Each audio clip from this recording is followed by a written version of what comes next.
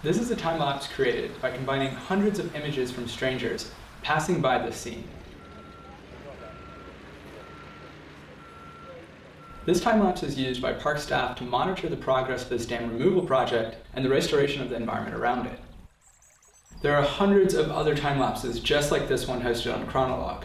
Each one tells a unique story about nature, an invasive species threatening a river, a patch of forest recovering from a wildfire, a plot of native flowers bringing this urban park to life. In this video, I want to introduce you to Chronolog as a tool to help you tell stories about nature. I will first introduce you to Chronolog and tell you how it works. Then we will look at how to explore time-lapses on the Chronolog app. And finally, we'll talk about how you, as an environmental educator, can use Chronolog time-lapses in the classroom.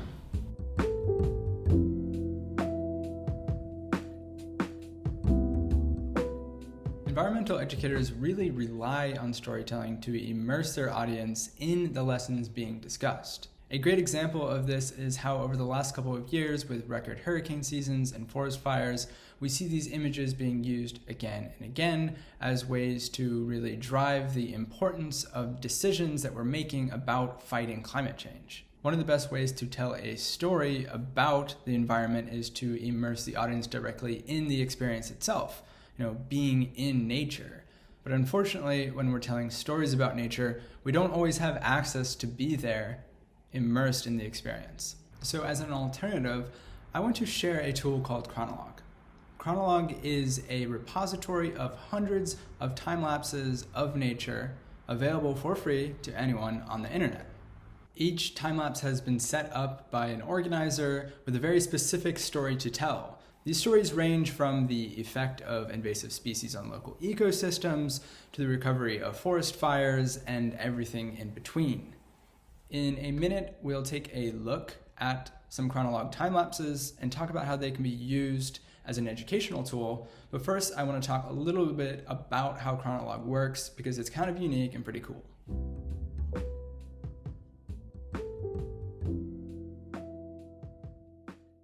The first thing to know about Chronolog is it relies on citizen science. Ultimately, Chronolog time-lapses are crowdsourced. They're constructed from hundreds of different people taking pictures with their cell phones at a scene over a long period of time. So to get a new Chronolog going, an organizer sets up a Chronolog at a scene that they want to be monitoring. Organizers can be park staff or interpreters at a nature center, but really they can be anyone who has a story they want to tell using a time-lapse. Setting up a Chronolog basically consists of two things, this sign and this bracket. The sign instructs contributors on how to upload an image to the time-lapse, and the bracket helps various contributors to the project align their camera so that the consistency of the time-lapse is better. Contributors simply take a photo at a Chronolog station and upload them to our website via email.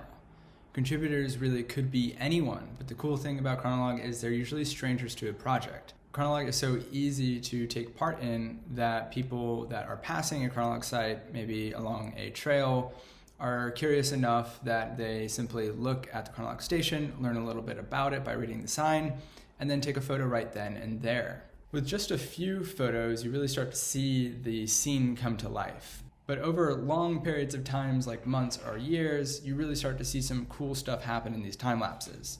You see seasons change, you see storms rip down trees, you see entire landscapes change through restoration projects. So what are these Chronolog time-lapses used for? Many time-lapses are used for data collection, for tracking the progress of restoration projects, for encouraging funding for these types of projects. But honestly, one thing that is consistent across all time-lapses from Chronolog is they're used as educational tools. And this is obviously where you come in. In this video, I want to talk about Chronolog as an educational tool and share some ideas about how you can use it to immerse your audiences in the important topics about the environment.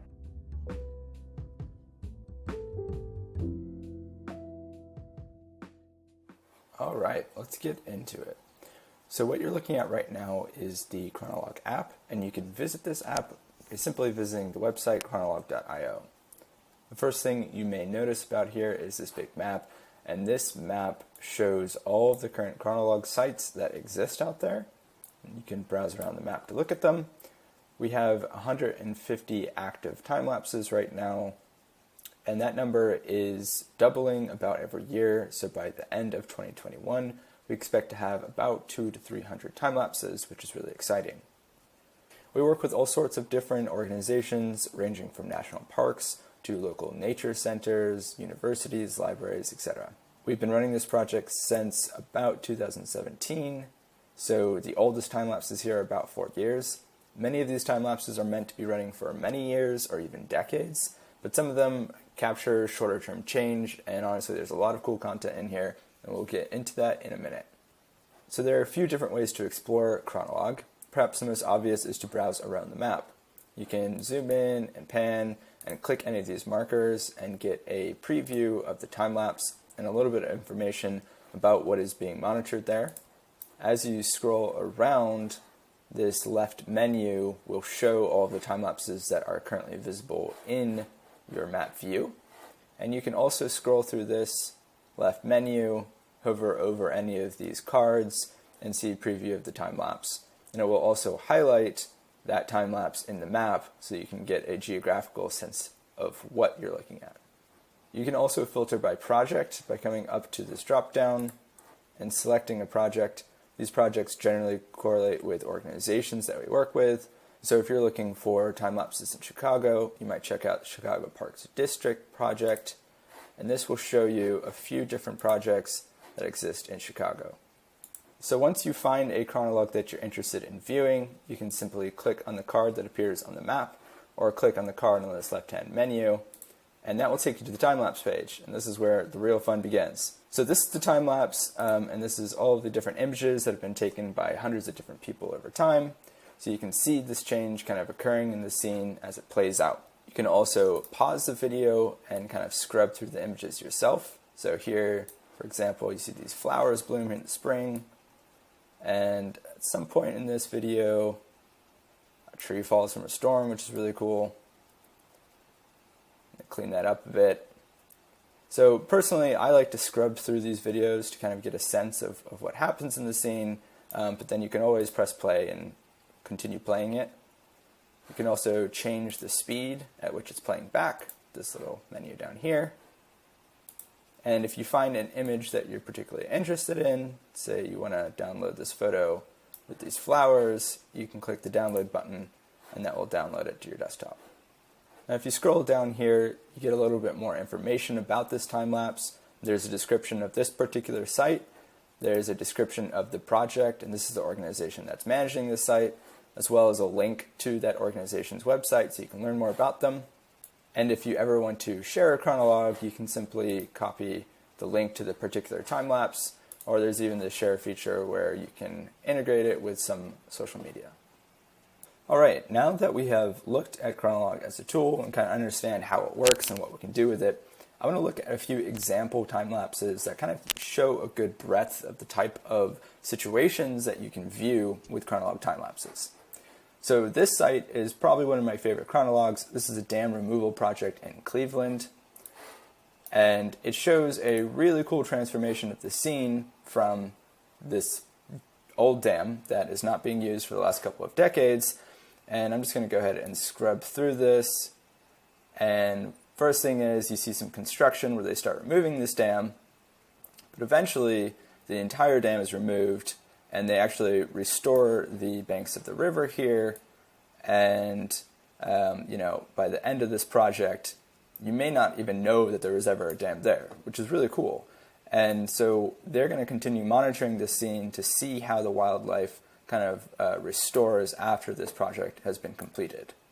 I think this is a very good representation of how Chronolog can aid storytelling in the sense that in a classroom you could talk about the negative side effects of projects like dams, how they can degrade local ecosystems, but by actually showing the process of removing one and the restoration of the wildlife, you really get a better sensibility of the importance of these types of projects and the impact that they have in our environments.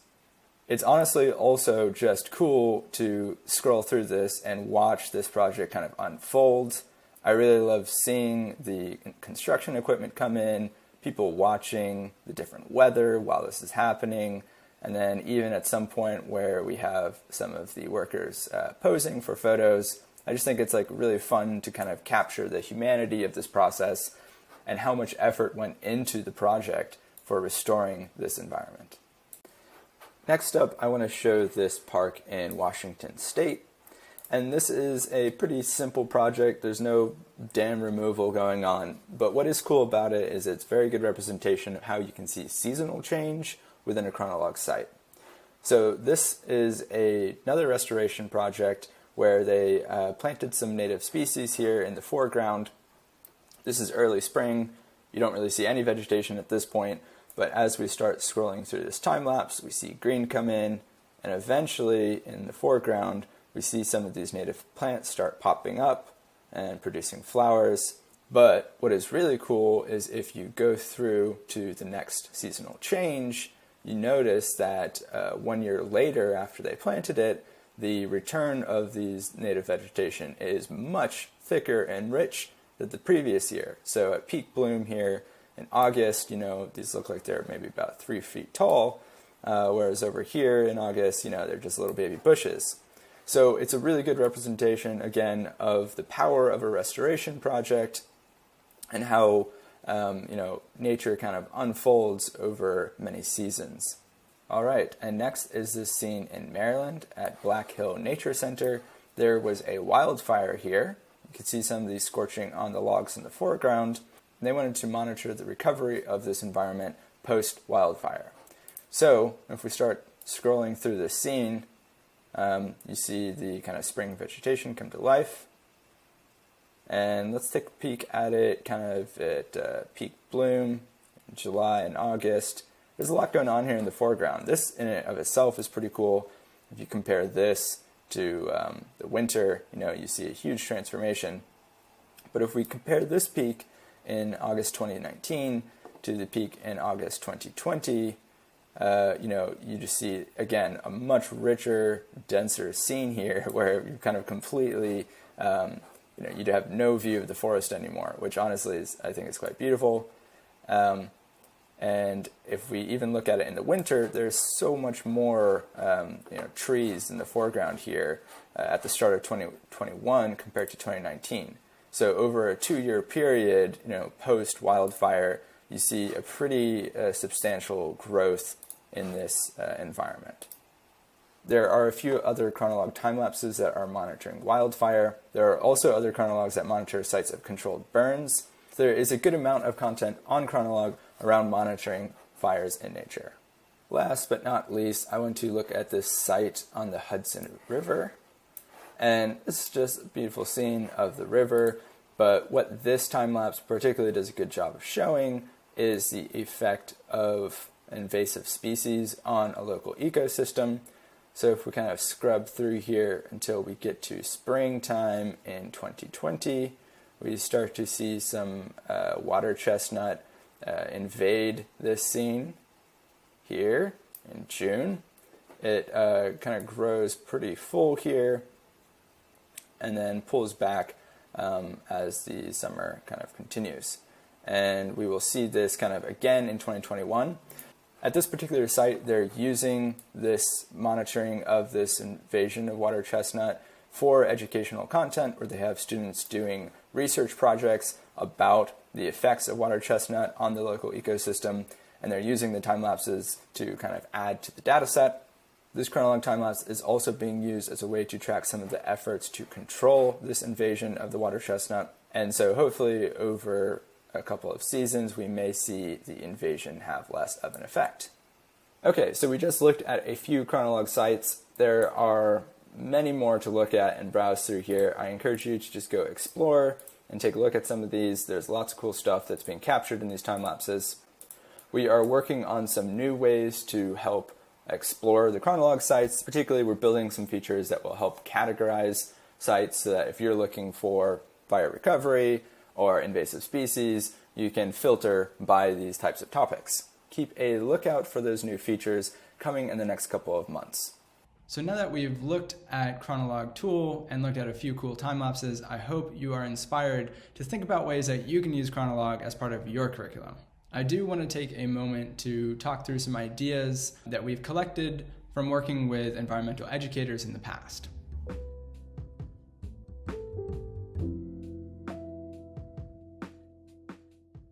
One of the cool things about Chronolog is that it's updated in real time. So you can be studying a scene using a Chronolog time-lapse as it's actually unfolding.